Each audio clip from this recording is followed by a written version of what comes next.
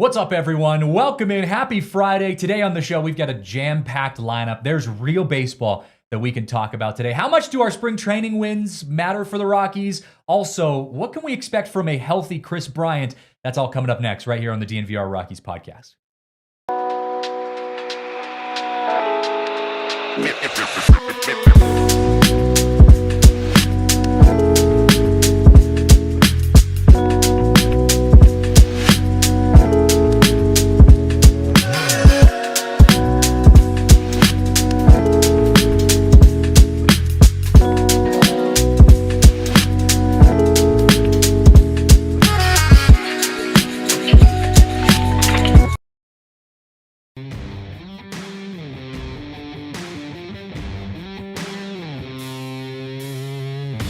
Don't call it a comeback. Kris Bryant on the headline today for a relatively positive reason. And we got a lot more spring training stuff coming up. It's Rockies baseball right here on DNVR Rockies, your podcast for all things Colorado Rockies. And man, it's gonna be a fun day. The weather is nice.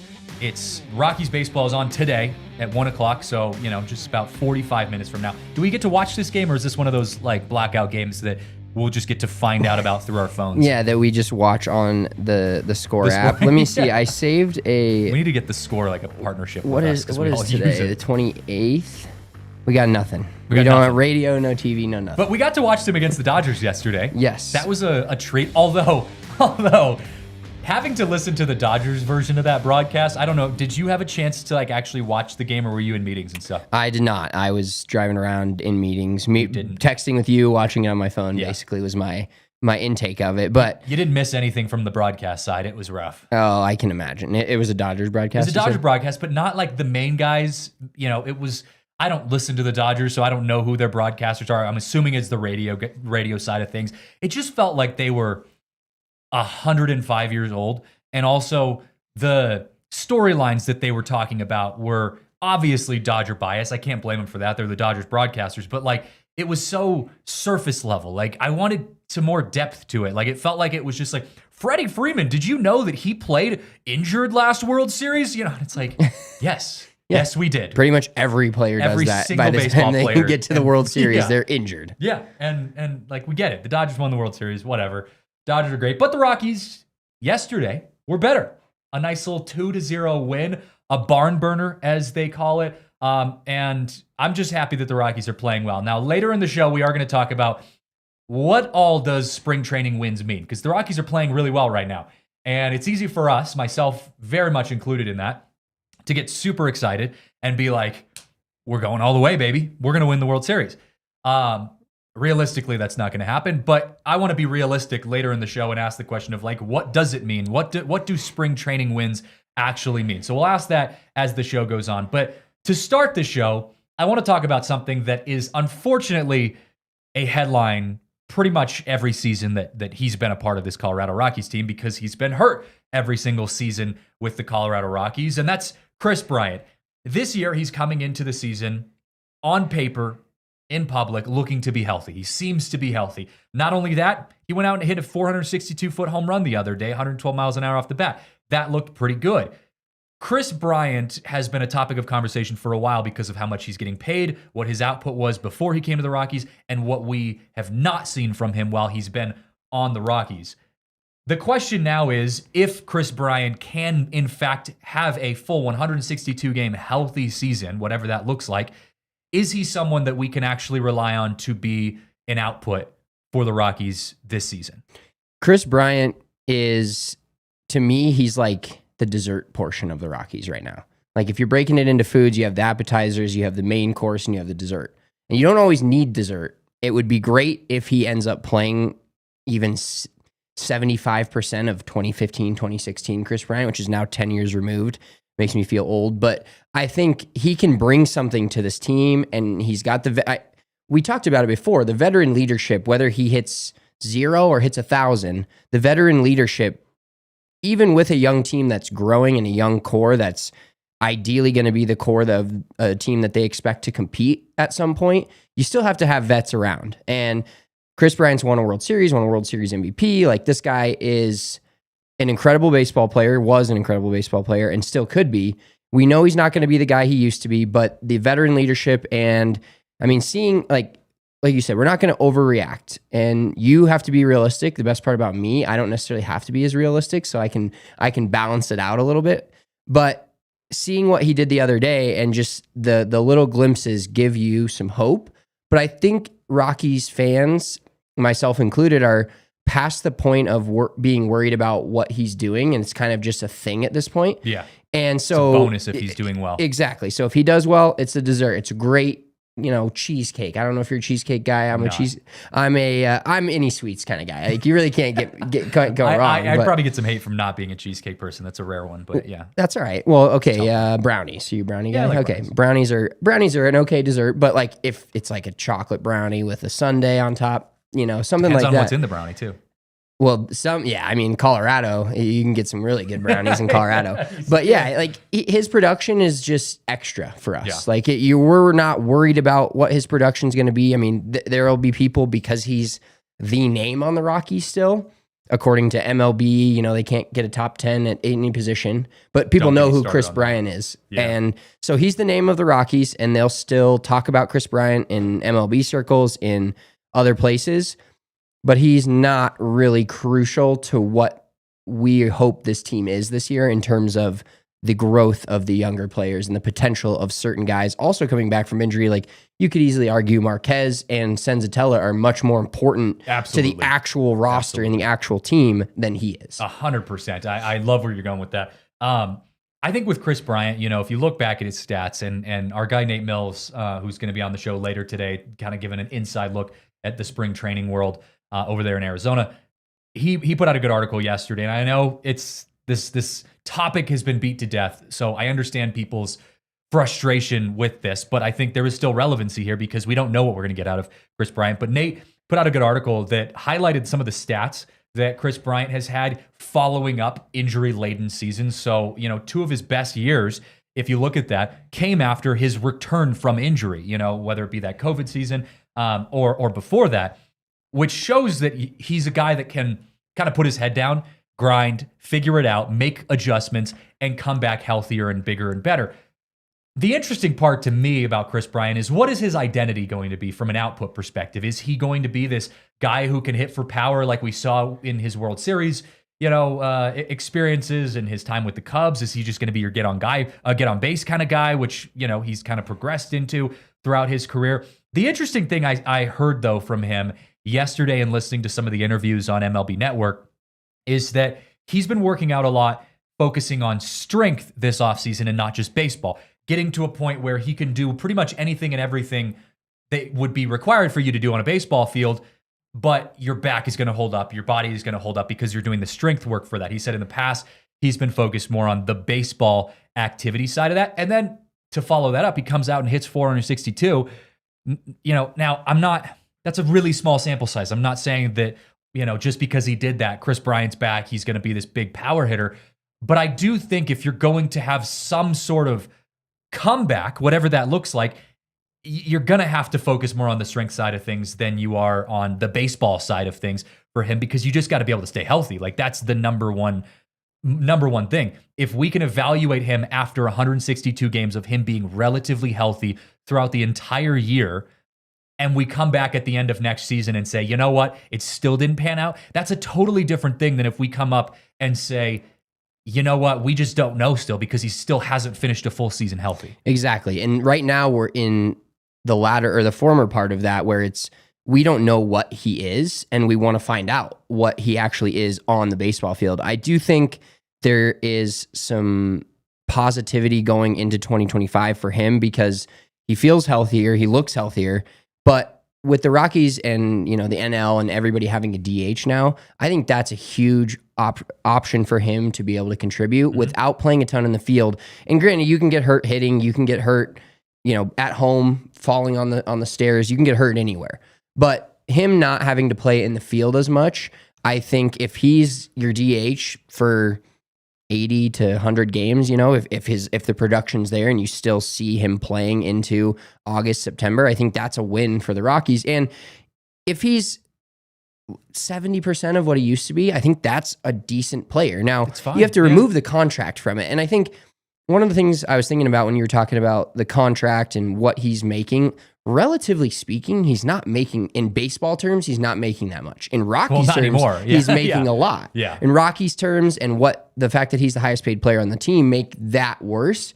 But removing the contract from the situation, because in baseball, you can just pay anybody whatever, and contracts are so out of control. The Dodgers are out of control, no salary cap. There's no, he's not hurting the team by making $23 million or whatever it is per year, because it's not like they could have 2 or 3 or 4 Tyro Estradas instead of 1 Kris Bryant. Everybody's paying what they want to pay for any player. So the fact that he's in the lineup, and if he's healthy for most of this season, I think is going to be a huge boost to the Rockies lineup. And then he also has the versatility to play almost anywhere. Yeah, I think the big question for me is going to be, is it worth playing Kris Bryant over the young talent? And that's going to be where I think frustrations could be mounting as the season goes on. If Kris Bryant is, let's say, healthy, but he's just not playing well, I really sincerely hope that the Rockies consider sitting him or not playing him if there is an opportunity for a guy like Hunter Goodman to slot in at the DH spot and he's giving good output, or Zach Veen going into an outfield position and you putting maybe Jordan Beck in the DH spot or whatever that looks like. I don't know what that plays out to be. But that's the only big concern that I have with the Kris Bryant situation is I am okay with the Rockies giving him a shot. I'm okay with that because we haven't seen a full season of healthy KB yet. But I've got to see his output actually working for him. I've got to see it being productive to make it worth not giving some of those young guys a chance. I can't guarantee that that's going to happen. Obviously, we're just going to have to wait and see, but that's the situation we're in. The other part of this that is kind of a side note, but I think interesting to keep in mind is that the tone has seemed to have shifted for Kris Bryant compared to when he started out with the Rockies. He first started getting hurt, and he went out and did that interview where he was like, hey, I wasn't really aware of how bad this team was, and that obviously pissed everyone off, myself included. He went right to my Jake Bird list area when he said that. He stabbed Spencer straight in the gut with that one. He seems genuinely happy now with his guys. He's built this foundation with the team, and I'm not trying to be this guy that says the good guys, I care about them because they're good guys. At the end of the day, you still got to go out there, play the game of baseball and play it well. That's the truth of it. However, I do think, given what we saw before from him tone-wise, it is good to see him take a more positive, hey, we're the underdogs, don't count us out. I'm with my guys. I'm riding with my team. This is going to be good. 100%. It's just like in real life, he's showing some self-awareness. Yeah. Because he's not this guy he's not the Kris Bryant of 2015 that's coming to a team that's, let's be real, been shit for 2 to 3 years or ever since he got here. And he's been hitting 280 and hitting 30 bombs and driving in 100 plus runs and playing Gold Glove level defense. He's not that guy anymore. But I think in his mind, and every athlete's mind, they think they're all the best, and that's how you are successful as an athlete. You have to think that you're better than everyone else because that is how you grow and that is how you become a Major League Baseball player. But I think he's gotten to the point now where he realizes, okay, I see what this team is building. I can be a part of it if I'm good enough. It's not I'm the best player on this team. I'm the only player on this team with anything that's done anything in their career. They should all be looking at me like I should hit third. I should play whatever position I want. And I'm not saying he said that, but that's kind of the mindset and the tone he gave off of, I'm the best player on this baseball team. Yeah. And now he's like, oh, well, I'm clearly not anymore. Yeah. I just want to be healthy and play a full season. And trying to save his legacy a little bit too. Exactly. The guy was a straight up Hall of Famer until he got to the Rockies. 100%. And the funny thing is if you ask any Rockies fan, I remember where I was driving, the exact moment on the street on I-25 where I was driving when I saw the notification that we signed Kris Bryant.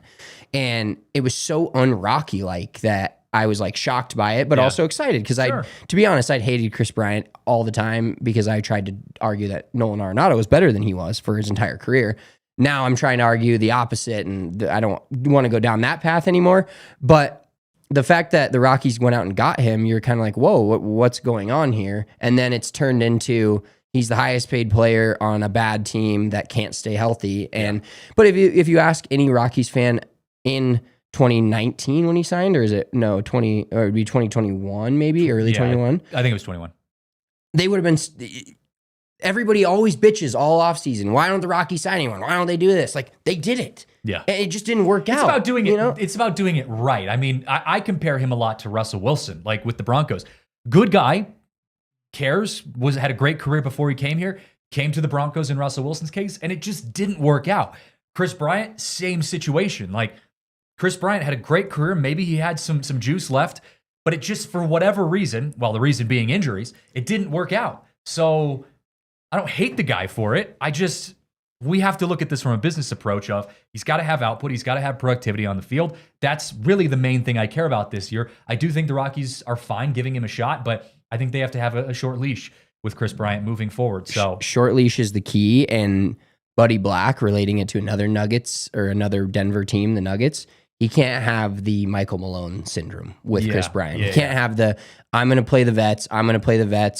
No, like there's got to be. I think he's getting better. Yeah, I think, and the thing we will never know, because Bud will never say it, the ownership will never say it, but you just know. It's one of those, if you know, you know. The ownership, there's no way they haven't said to Buddy, like, hey, we're paying this guy more than we've almost paid anyone ever. You fucking play him. Yeah. There's no way they're not saying that. So it's, people can put it on Buddy or they can put it on ownership. Everybody puts more on ownership now, which is fair. I think it's just the situation. I mean, that's just the way it is. Yeah, and you do have to play it. Yeah. Like, you have to give him a shot. Yeah. But the leash shortening up a huge amount this year will be kind of a test for Buddy, for the rest of the team, for whoever that player is that deserves those at-bats. Because if somebody shows that they deserve his at-bats and he's not playing up to the level that we hope he can play at, then get him out. That brings up a new conversation for, May or June, or hopefully not at all. Yeah, I totally agree with you, man. Hey, we got to take a quick break here on the show. When we come back, though, got to ask the question, do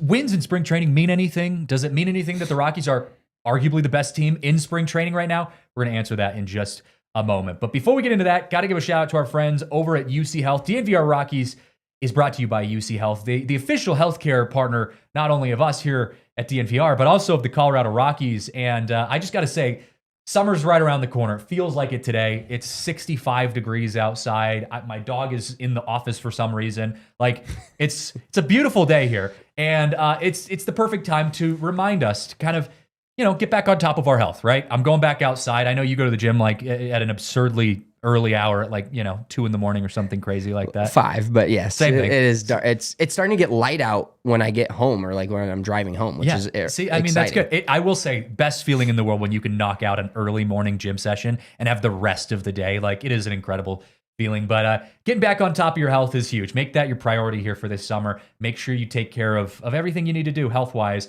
and be sure to go along with UC Health along the way. Learn more about living like there is a tomorrow. Go to uchealth.org for more info. UC Health, live extraordinary. Also, got to give a shout out to our new friends, a new partner with us here at DNVR and across our ALLCITY partners. That is Waymo. Now, if you're not familiar with Waymo, they are the ride sharing company of the future. Not ride sharing, I should say, but ride company of the future. Why? Because you will get to personally book yourself a trip on an automated driving system. Basically, that means you're sitting in the back seat, no one else in the car with you. The car is driving you from point A to point B. It's incredible. It is the way of the future, like I said, and that's the fun of it. Waymo is pretty crazy. I haven't personally tried it myself yet. I know you have some friends that have. It's specifically located in a couple cities, Phoenix being one of them. So if you're heading out to spring training, if you're going to go watch the Colorado Rockies playing out in spring training, be sure to check them out. It's a crazy experience, man. I can't quite wrap my head around it. I got to go out there and actually try it for myself. Yeah, it's like I ride in an Uber and I feel like it's either the person never talks or the person just talks your ear off. You don't have to worry about that. You're not getting anything from the said driver, because said driver is just autonomous. Yeah, it's just in the air. It's just like in the. It's just good vibes the whole way. Exactly. The whole way. You get to do whatever you want. Yeah, they've got 150,000 trips per week going across San Francisco, Los Angeles, and Phoenix. They've been in business since 2015. Over 40 million miles of real world driving experience. That's enough to drive to the moon and back 80 times. You're headed out to Arizona, like I said, for spring training. Download the Waymo One app. That is WAYMO One app. And get ready to experience the future. All right, shout out to the friends hanging out with us in the chat right now, Sean and Fanatic Dak. It is baseball season, and I know we got some new people here on the show, old fans coming back. It's just good vibes. We're so excited for baseball to be heating up, and right now, the beauty of where we are right now is that the Rockies are playing good baseball. Now, before we get off the rails here, I got to preface, it is still spring training. We are playing a mixture of big leaguers and minor leaguers, but we also have big leaguers and minor leaguers that we are currently playing with. So I tend to say like the talent evens itself out. But a win's a win. Spring training has been great for the Colorado Rockies, and I'll leave it at that from my perspective before I hear your perspective. Do you think it really matters that the Rockies are winning games right now? I do. I think for their culture, whenever you can win games and instill a little bit of confidence, whether that's playing a split squad game and half your team's here and half your team's at home or whatever, I think it can instill a little bit of confidence in you. Now, I mentally want to get off the rails and say that this means that this team could be competing for a wild card in August, but I'm not going to go that crazy yet. Sure. I do think this is where I get frustrated with just the general idea of the Rockies, because of the outside perspective of the Rockies, I should say. Because imagine if they were 0-9 and they had everything was going wrong. Every pitcher was giving up a ton of runs. They weren't hitting.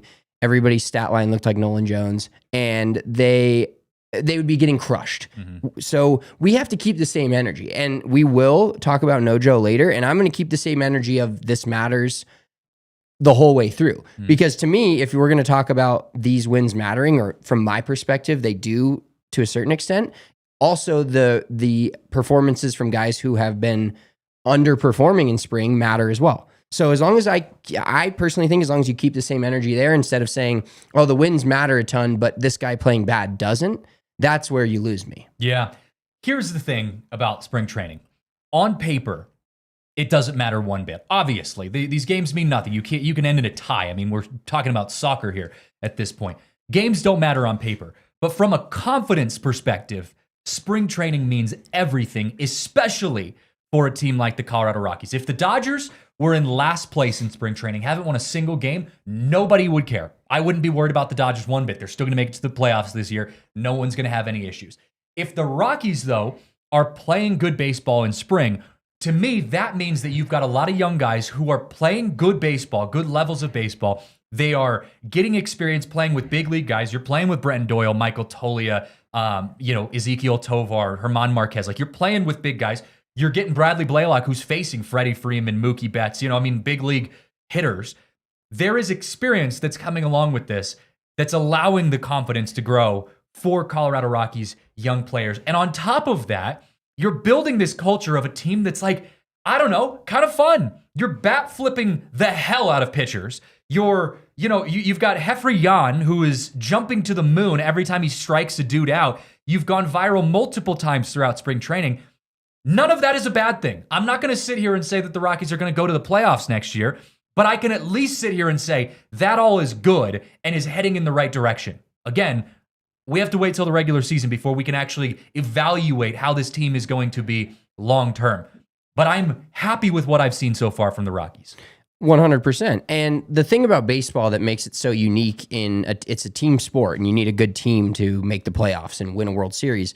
But each individual that we're looking at growing and hoping to grow in 2025 has individual matchups all throughout spring training, whether it's pitchers facing, like you said, Mookie Betts. Like Bradley Blaylock facing Mookie Betts and Freddie Freeman is not... And getting rocked by both of them, by the way.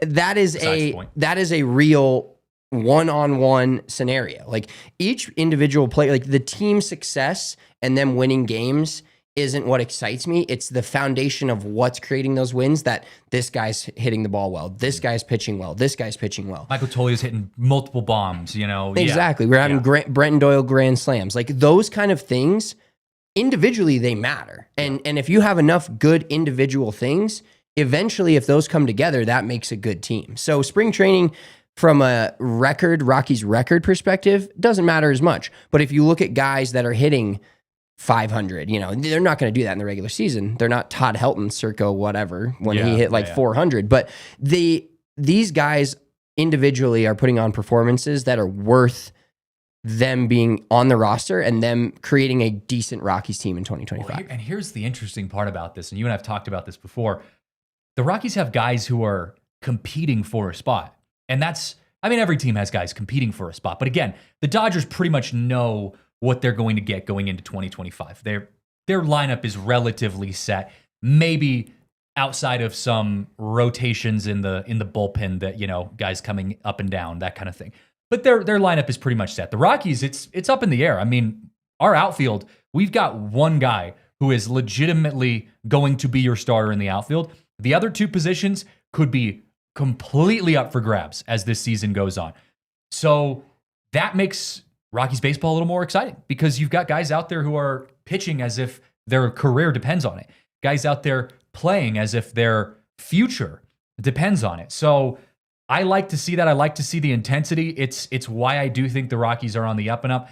And again, I'm going to tamper my expectations. I'm not saying that they're going to go be a 500 team this year, or that they're going to go make it to the playoffs. We can sit here and say, well, maybe they'll surprise us. They might, but realistically, I'm hoping this is just a step in the right direction for them. And so far, it has been a step in the right direction. So keep the energy going as this spring training progresses, and I'll be happy with it. Exactly. You had a great tweet yesterday with some spring training early reactions, which you noted early. Some people didn't quite get that. Yeah, I'm glad you noticed that. You talked about Kyle Karros, and is that a guy that, Ryan McMahon is kind of the old head all-time Rocky on this team. Like he's close to an all-timer, not quite, but he's been a Rocky his whole career. He's your Charlie Blackmon right now. Yeah, he's a good player.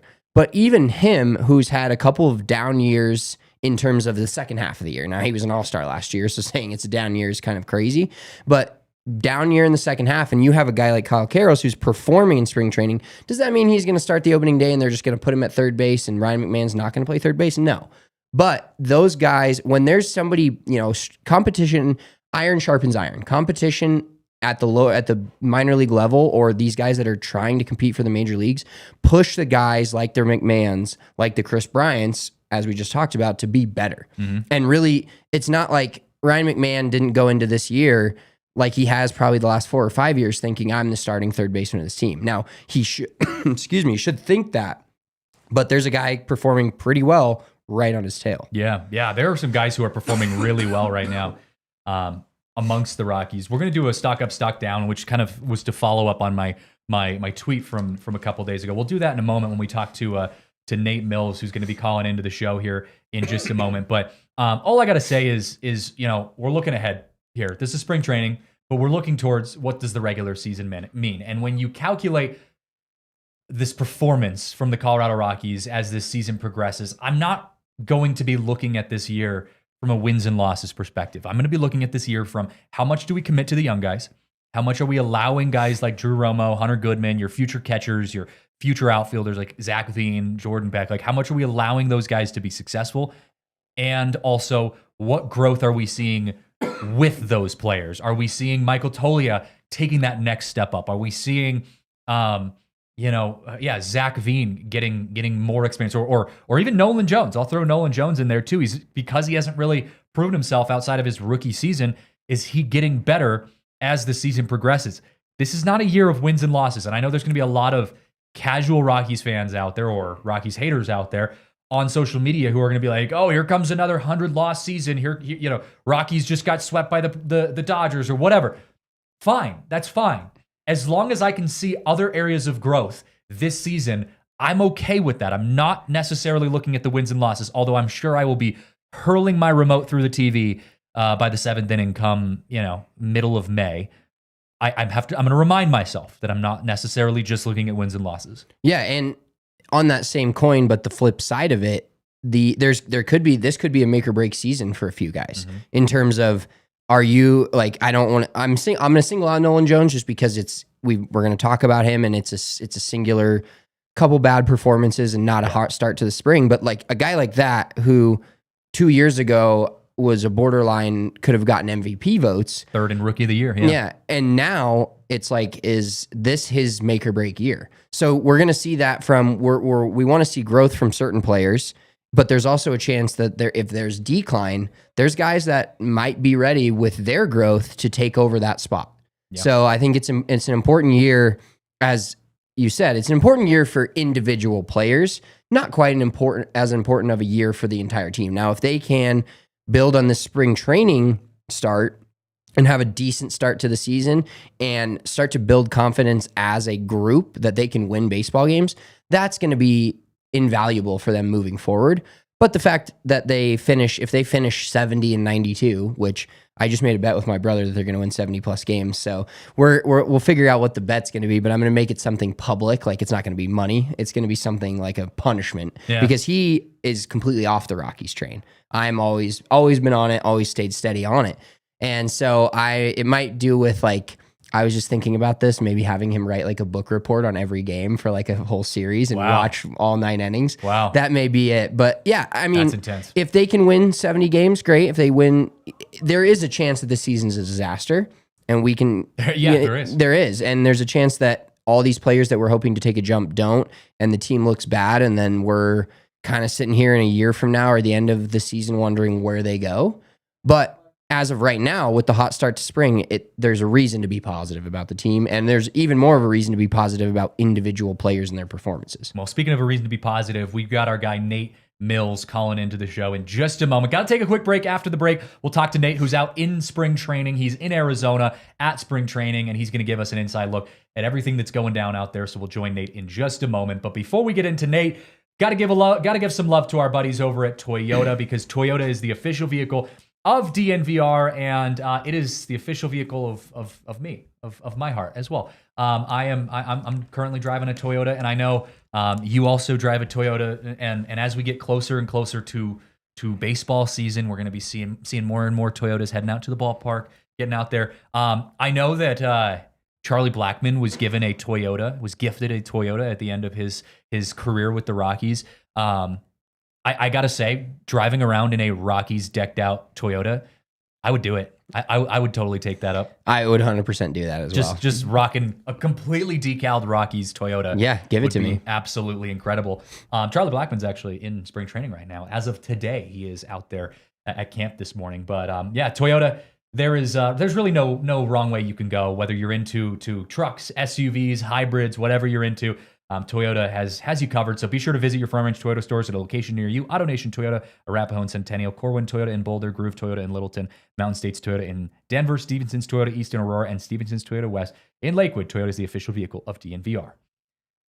Well, also here at DNVR, baseball season's around the corner, which means it's time to start ramping up our betting for baseball as well. And Bet365 is where you got to go when you're looking to bet on any sport, but especially our baseball bets. Rockies, I think you can win some money this year on the Rockies. I think you could make some good cash. I think the Rockies are going to be undervalued, underappreciated. I'm already pounding the over on wins and losses, as are you. I would imagine this year there's going to be some games where you can, especially with this bullpen. I think we could win some money this year. Easily. I can't wait. Betting on baseball is so fun. The live betting, and there's, like we talked about, there's a lot of individual matchups that if you pay attention, you know that certain guys either hit well at Coors Field or certain Rockies pitch well on the road or certain places. So I'm having bets out there, especially at Coors, like hit overs and hits and overs and strikeouts. Like, those are so much fun. And I'm a fairly big degenerate all year round, but when I go to Coors Field and I'm watching a Rockies game, the live betting and the bets on hits and the home run parlays, multiple players to hit a home run in the game, those are my favorite. The winners, man. That's the winners. Use code DNVR365 when you sign up on the Bet365 app. Deposit $10. Choose between either a bet and get offer by placing a bet of $5 or more and getting $150 back in bonus bets, or a first bet safety net offer by placing a bet of up to $1,000. And if your qualifying bet loses, you received a match refund in bonus bets. Whatever the sport, whatever the moment, it's never ordinary at Bet365. Must be 21 or older and physically located in Colorado. Please gamble responsibly. If you or someone you know has a gambling problem and wants help, call or text 1-800-GAMBLER. All right. We're back here on the DNVR Rockies podcast, and we've got a special guest calling in from Arizona spring training, Nate Mills. We got Nate on the show. There he is. What's up, Nate? Can you hear us all right? Yes, I can. How you guys doing? Love it. I got you loud and clear. Can you hear him too? Yep, we're all good to go. We're in business, doing a little mid-show call-in, man. First of all, Nate, I got to say, dude, you've been crushing it out there. Great content, good stuff. If you guys haven't already, go give Nate a follow. Nate, what's your it's Nate Mills Media? Is that what it is? on social? Yep, Nate Mills Media across everything. Love it, dude. Great work out there, and I know I'm a little jealous. I'm not gonna lie, I'm a little jealous because you've gotten to watch our Rockies, playing some good spring ball out there. I'll ask you first though. Biggest takeaway from a positive perspective. We were just talking about stock up, stock down. We're gonna dive into that here more specifically in a moment. What's your biggest positive takeaway on what you've seen from the Rockies so far this spring? I think for me, and you guys touched on it a little bit, you guys know that it's early on in spring training and that we're not entirely expecting them to maybe go on a playoff run or on a wild card run. While there's certainly a lot of positives, mostly looking at the pitching for Colorado, I think this team recognizes the process that's going on right now. And just kind of being in the clubhouse, you can just tell that there's a lot of young guys and there's also a lot of old guys, and the young guys are learning from the old guys. Just today, just talking with some of the younger players, you can feel the youth for sure, but it's exciting. It's really exciting to kind of be in a clubhouse like that where there's a young energy, but I think they're also pretty realistic with themselves and that everyone's fighting for a spot. And I don't think they really have in their mind that they're going to go for a World Series run this year. And talking with manager Bud Black, I think he knows too that this is going to be a process. And I think this season might be a really positive step in the right direction with all the young talent they have in that clubhouse. Yeah, you were talking to me earlier about Ryan McMahon because Charlie Blackmon is there. He's at the facilities. He was at camp this morning.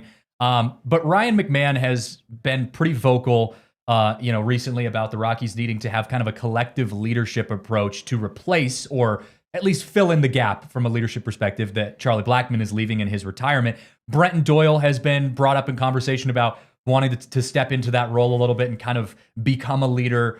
Ryan McMahon is in that conversation as well. What have you seen from a leadership perspective? Because you have a lot of young guys in the clubhouse, who has been the people that have stood out to you that have kind of started to take that burden on their shoulders and try to be that leader for the team?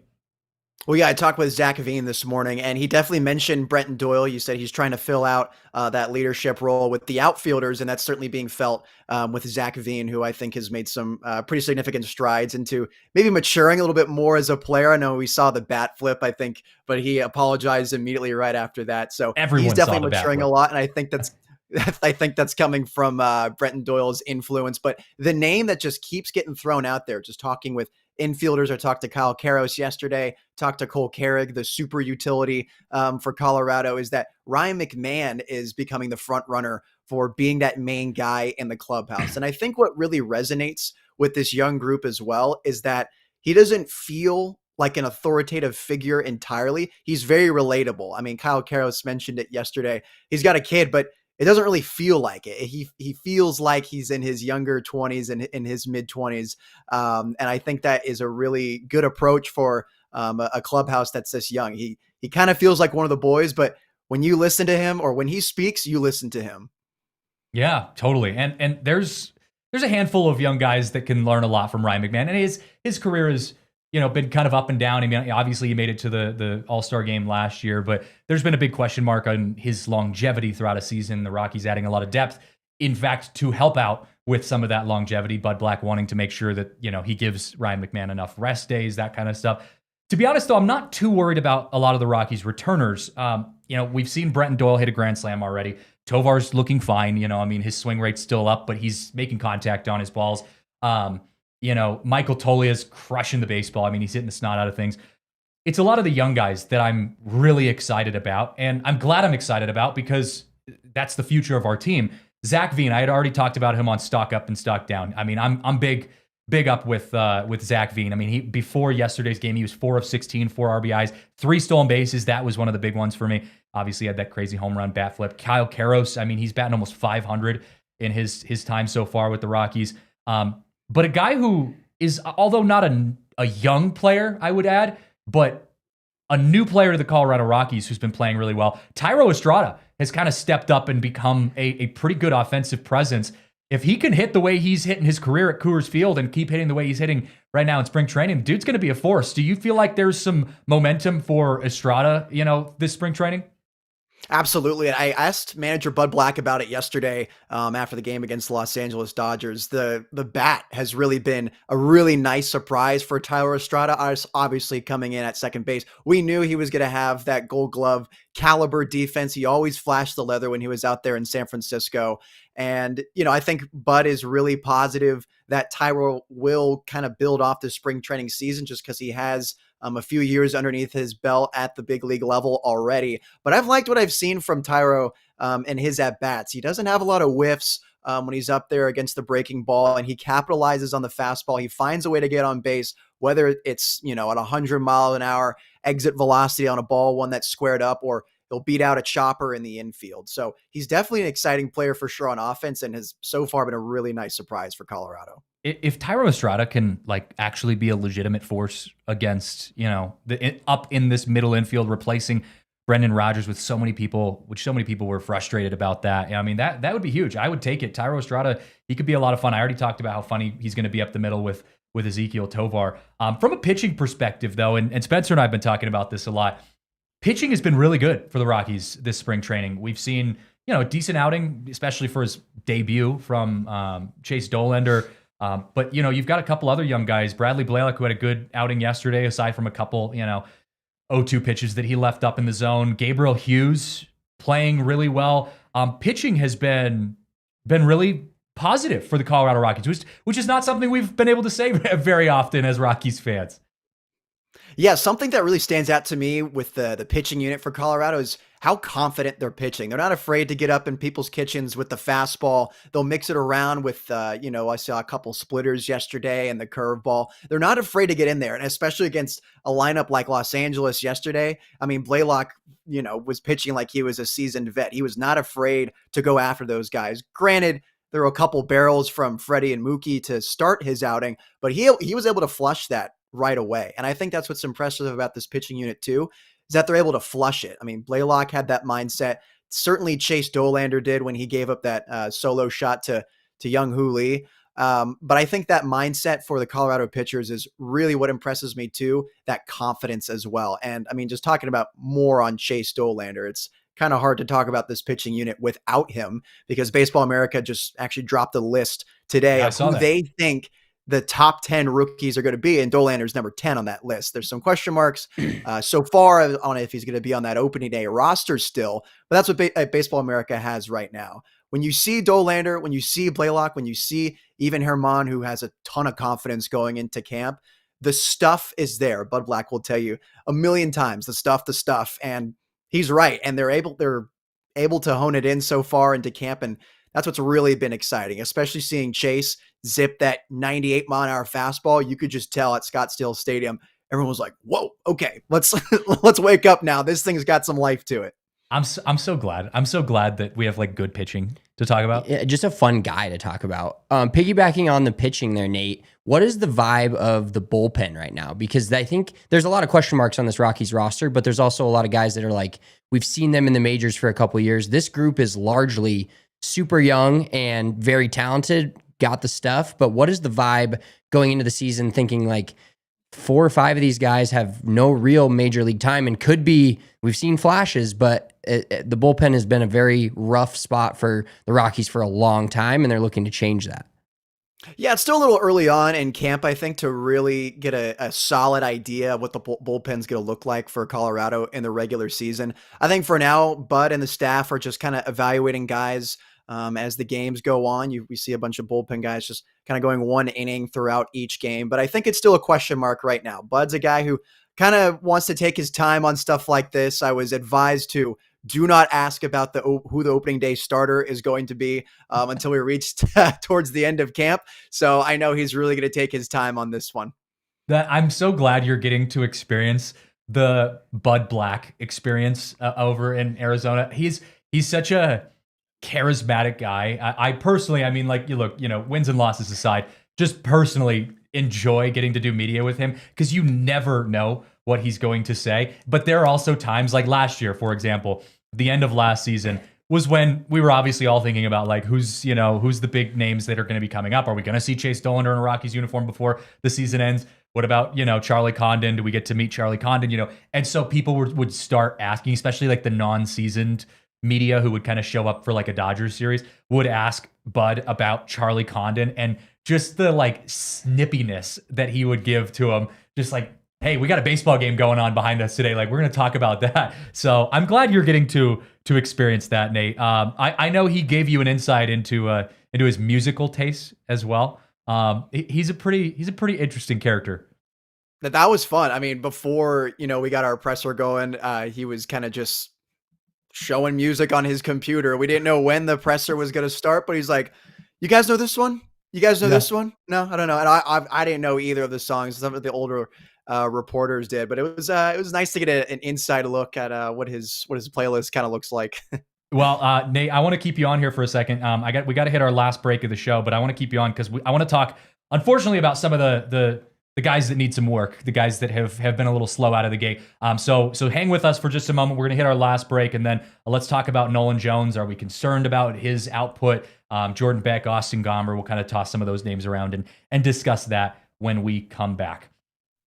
Want to give a shout out, though, to our friends over at Coors Light right now, because Coors Light is the official beer of DNVR, and it is almost baseball season, folks, which means Coors Light. I mean, it's Coors Light season. Like, can we just like officially make it synonymous? When it's baseball season, it's Coors Light season. I know Coors Light's good all year round, but like, yeah, it's baseball, a baseball beer, and we can't really release it yet, but we have some events going down at the Rockies Stadium, and there's a rumor around that if you go to the rooftop an hour before the game, the Coors Lights, I believe, are $3. We'll confirm that with about 100 of them at some point at Coors Field this year. But Coors Light is the ultimate beer at Coors Field. It's refreshing. It's light, easy to drink, and you get the tall boys. That's the best part. You don't have to like keep going over and over and over again. You get a tall boy, last you a couple innings. I usually double fist them. Oh yeah, yeah. Like you've got Baby Sawyer strapped to your chest. 2 beers. Exactly. Why order 1 beer when you can order 2 and not have to go again as quickly? I love it. Such an efficient man you have become. And baseball season is Coors Light season, and we're excited to be able to enjoy some of that here at Coors Field. I mean, it's Coors all around. So make the most out of the times you choose to chill. Choose Coors Light. Get Coors Light delivered straight to your door with Instacart by going to CoorsLight.com/DNVR. Celebrate responsibly. Coors Brewing Company, based right here in our backyard in Golden, Colorado. Also got to give some love to our friends over at Mando, because as we've been talking about summer heating up physically and metaphorically, with the warm weather that's coming up, it means, unfortunately, we're going to start sweating again. That's just the reality of it. You get outside, get a little hot, get a little sweaty, and you got to make sure you have some full body deodorant that takes care of you so that you can make sure you smell the best wherever you are. Whether you're going back inside, going back to work after a long lunch break, going back home to visit the missus, whatever it is, Mando's got you covered. They are a men's full-body deodorant brand that's hyper-focused on keeping every single aspect of a man's body smelling fresh and clean. Yes, they do mean every aspect. I'll let you fill in the blanks on that one yourself. They've got some great scents like Bourbon Leather, Clover Woods, Mount Fuji, and Pro Sport. Look, if I come into work smelling good, I'm rocking the Mando full-body deodorant. There really is. It's the best. There's a reason that they are our favorite. Mando Starter Pack is perfect for new customers. It comes with a solid stick deodorant, cream tube deodorant, 2 free products of your choice like mini body wash and deodorant wipes, and free shipping. As a special offer for our DNVR Rockies listeners, new customers can get $5 off your starter pack with exclusive code that equates to over 40% off your starter pack. Use code DNVR at shopmando.com. That's shopmando.com. Please support our show and tell them that we sent you. Smell fresher, stay drier, and boost your confidence from head to toe with Mando. All right, back here on the DNVR Rockies podcast, Christian Saez, Spencer Smith, Nate Mills hanging out with us from Arizona. And Nate, we were talking about guys that we were stock up on, as I like to say, guys that have been playing really well in spring training. Zach Veen, Kyle Karros, Michael Toglia, Tyro Estrada, Gabriel Hughes, Bradley Blaylock, just to name a few. But there's a couple guys that have been struggling, and the biggest name that pops out is Nolan Jones. He, coming into yesterday's game, was 0 for 12, 4 Ks. And I wouldn't be as concerned about that if it wasn't for the struggling season he had last year. I mean, I think that combination is why Rockies fans are kind of holding their breath with Nolan Jones, where you're like, based on what we saw as his freshman year, his rookie season with the Rockies, he looked incredible. Third place in Rookie of the Year voting. He looked like he was going to be your future Brenton Doyle type of player. And then last year was really, really tough. You are hoping this is going to be the bounce back. Obviously, plenty of time left. In talking to the guys around the clubhouse, and maybe even if you've talked to Nolan Jones, what's the mentality like for guys like Nolan Jones who are struggling right now in spring training, kind of have like a comeback player of the year type season next year? Yeah, it's hard. I mean, when you're struggling like that and you're a guy like Nolan Jones and you had such a great rookie season and you're trying to rebuild that as much as possible, there's a lot of thinking that goes on when you're in the batter's box, and every at bat just kind of weighs that much more, especially if you have no hits right now for Nolan. I think something that I've noticed with him, and I haven't talked about this with him directly, but the swing is very long. I'm wondering if some adjustments in the swing are going to have to be made for Nolan Jones because his timing seems off as well. The fastballs are sneaking right by him. He seems to be late on all of them, and he seems to be guessing a lot up there, which are key indicators to me that he's thinking a lot. He's kind of spinning around and maybe worrying about, hitting a 5-run home run when there's no one on base. That just kind of happens when you're a baseball player. And so the byproduct of that is the swing looking longer, loading a little bit later than when you want to, and you look completely beat on some pitches. And I think that's where Nolan is right now. He's late on those fastballs and he's really fooled on the breaking pitches too. So I think there's just a lot going on upstairs. A swing revamp might be in order, but I haven't talked about that with him directly. Yeah, I mean, I can't imagine, you have so much expectations going into last year after having the season he had as a rookie. Huge expectations. You come off of that having a really, really down year for a lot of reasons. Everyone kind of gives you the benefit of the doubt. Look, the Rockies lost 100 games last year. Take the time you need, get your head straight, come back in 2026 feeling better. There's a lot of pressure. I mean, like that, you gotta be able to bounce back. And you and I have talked about it, Spencer. Like, Nolan Jones has been the guy that you and I have both gone back and forth saying, like, if there's a guy that could make or break a successful season for the Rockies, it could very well be Nolan Jones. If he's healthy and playing with Brent Doyle in the outfield, like, that's a huge 1-2 punch out there. Yeah, and I think he's fighting multiple things right now. He's fighting a slump in spring training. He's fighting a slump basically all of 2024 on top of injury. So that, I think, getting back from injury is his number one priority, and he seems to be healthy. But then, the more and more I watch sports, like, guys don't just come back from injury and are immediately like the same guy. And I'm not saying his career's like over because of an injury, but I think he's fighting multiple demons. And as Nate said, in his head too. And the more, as a baseball player, we've all played baseball, the more at bats you go without a hit, the worse it gets mentally for you. Yeah, well, and Kris Bryant, who you just wrote an article about, I mean, we had talked about it earlier, and you said it in your article, Nate. Kris Bryant has a history of bouncing back really well after injury-laden seasons. So, maybe Nolan Jones could learn a little bit from Kris Bryant, who has come back from injuries really positively earlier in his career. But Nolan Jones is going to be a big force. Another guy I want to talk about from a pitching perspective, Austin Gomber. Now, there's not like anything overarching that I'm concerned about with Gomber from a wins and losses perspective, but there was a velocity issue that we noticed in his start that his pitching outing that he had a few days ago. His fastball was hovering around 87. Is that something that you've heard addressed? Are other people talking about that? Is there any concern for Austin Gomber's fastball or lack thereof moving forward, or is that just kind of early season stuff? Haven't heard a lot of concern. It seems like it's mostly an early season situation. I know Bud Black has been preaching about locating the stuff, and that's especially going to be the case today for Kyle Freeland, who gets the start. I mean, he's historically never really had a high fastball. So I think, maybe Gomber could take a couple notes from Kyle Freeland on that. But so far, there haven't been any concerns about the velocity for Austin Gomber so far. It appears to just be kind of an early spring training situation, trying to hone in on that breaking stuff and get it in the zone. Yeah, and look, Austin, Austin had some really good outings last year. He pitched really well, had some tough outings too. I mean, he's a kind of middle of the run pitcher. But the issue for Gomber is that, you've got Bradley Blaylock, probably the next in line on your heels, and then Chase Dollander, who's right behind that. And we could possibly see those guys up earlier than that, or earlier than later, I should say, just given how quickly the Rockies, organization is moving through things. So I think Gomber's kind of in a bit of a no man's land right now on just where he's at. But, time will tell on that. Jordan Beck's another guy who's in the conversation. And not that Jordan Beck's been having a bad spring. I mean, he was 1 for 11 with 4 Ks going into yesterday's game. That's not great, but he's still kind of on the younger end. There's I don't know, he didn't have as big of a breakout year as Nolan Jones did, so we didn't have all these huge expectations. But Jordan Beck's in the same position where I think Jordan Beck had, at least from a service time perspective, kind of won the opening day like nod, maybe not opening day, but at least the opening roster nod over Zach Veen. But with the spring that Zach Veen is having, I think there's a world in which we might see Zach Veen over Jordan Beck if Jordan Beck just isn't performing up to that level. Are you seeing, that kind of competition playing out, Nate, between Beck and Veen for that final outfield spot? Yeah, Bud Black hasn't necessarily said that Veen is really close behind Beck in terms of where they're at in order wise and who has right field or left field or whatnot. But you can kind of see it on the field. You can tell that they're competing, and it's obvious that Veen wants that spot, while Bud hasn't said, it's a little early and too early to tell. But for me, Jordan Beck, I'm not incredibly concerned with him because I think he's just missing pitches. He's just getting underneath them.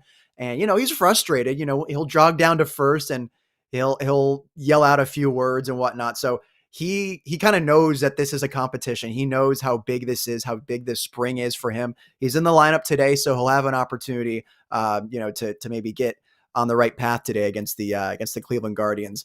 But I see a competition for sure. Although it hasn't been necessarily said that, it's close. I think Zach Veen could very well be on the heels of Jordan Beck if Beck doesn't start producing that much soon. And hopefully for Jordan, it doesn't turn into a Nolan Jones situation where you kind of get domed up and you're thinking a lot in the batter's box. Hopefully he can just kind of stick to his approach and do what he does best, hammering baseballs.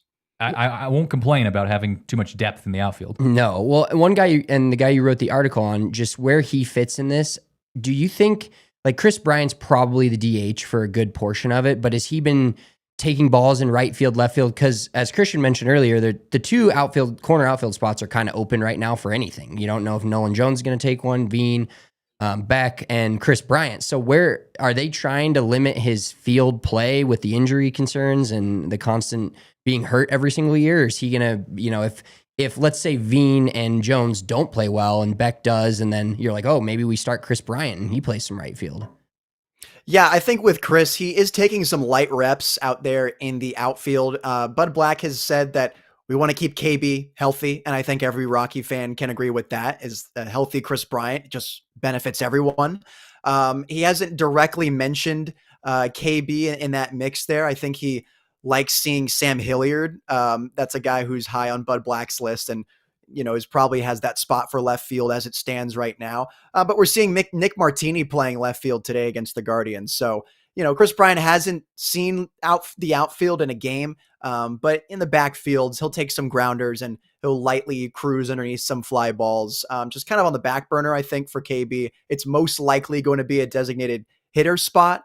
But I think Sam Hilliard for Bud is kind of that spot you're sort of thinking of. I'm so glad that's the outcome you're going with, because I just don't want to see Kris Bryant in the outfield. Like, if he can be a serviceable hitter this year at the DH spot, fine by me. Happy with that. We have too many good outfielders, we have too good of a first baseman. I just don't want to see him mixing in there unless he absolutely has to. Nate, thank you again, man. I appreciate all your coverage out there. Again, tell people where they can find you on socials, and be sure to follow Nate because he's got all the good stuff out in spring training. Yeah, guys, at Nate Mills Media on X, Instagram, TikTok. I'm all over there, mostly active on X, trying to post as much as I can for the Rockies. Love it. I love it, dude. Thank you again for calling in, chatting with us. Have fun out there at spring training. Thanks, guys. Thanks for having me. All right. That was Nate Mills calling in, chatting with us. He's been doing some great stuff. We've got a couple minutes left before this show wraps up. And I will say before we get into that, if you're watching over on the OTT feeds, anything on television, be sure to head over to our website at thednvr.com/Rockies to finish up this conversation, because we'll probably be going a little over the hour mark. So if we cut off in our conversation, be sure to head over there. But there's an interesting point. I'm not going to go too deep in the whole MLB Network crap that we saw yesterday. Fired you up a little bit. Dude, I was so pissed. Just that they didn't acknowledge it, or that they acknowledged it, but they didn't actually speak directly into it. I was waiting for them to say, why did we not have Brenton Doyle specifically as a top 10 center fielder? And they were like, well, it's just not the cycle that the team is in. And I damn near threw my TV out the window. I was just like, that's not an answer. Anyways, I told myself I wasn't going to go down this rabbit hole. I'm not going to go down the rabbit hole.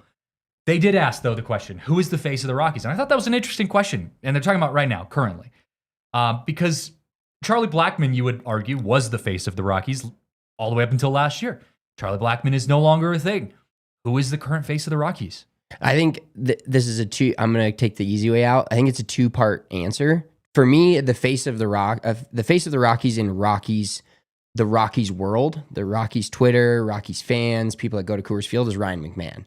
But the face of the Rockies nationally is Brenton Doyle, in my opinion. I think he gets enough national notoriety, back-to-back Gold Gloves. He makes plays that are always on SportsCenter Top 10. He was the guy who was promoting the MLB Network segment anyways. He was the guy that they used for that. Not to piss you off, but they don't give him a top 10 spot and then they try to boost him up like he's so great in order to talk about the Rockies. That's annoying. I know. But yeah, I think nationally it's by far Brenton Doyle. He's got to be the face of a team. You not only have to have good baseball, that's the foundation of it, but you gotta have a little bit of swagger. I feel like you have to, and Brenton has that. The tattoo on his forearm, I love it. It's like a skull of a cow. Yeah, It's just he's got some Western. Yeah, he's got some fire, and he's an athletic dude, bigger dude.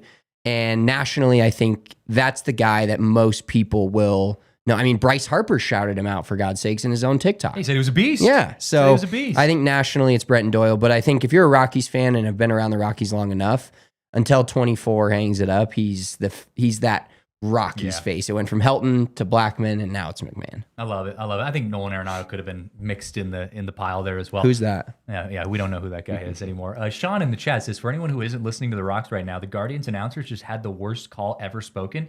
Got to give us some context, man. What am I missing here? What's going on? I mean, I know the Rockies are playing right now. Are we winning? Are we losing? Did nothing 0-0 in the bottom of the first. The worst call, and from a broadcaster's perspective, because look, I come at this from a broadcaster's perspective on my own side of things. I've called some baseball games before, and I don't know. What are we talking what was it?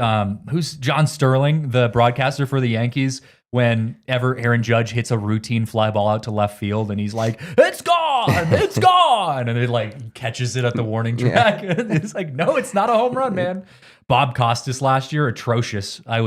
I love Bob Costas before that, but Bob Costas last year was just awful. Well, and in the playoffs. There's been some pretty good MLB broadcasting blunders. We bullied Bob Costas into retiring.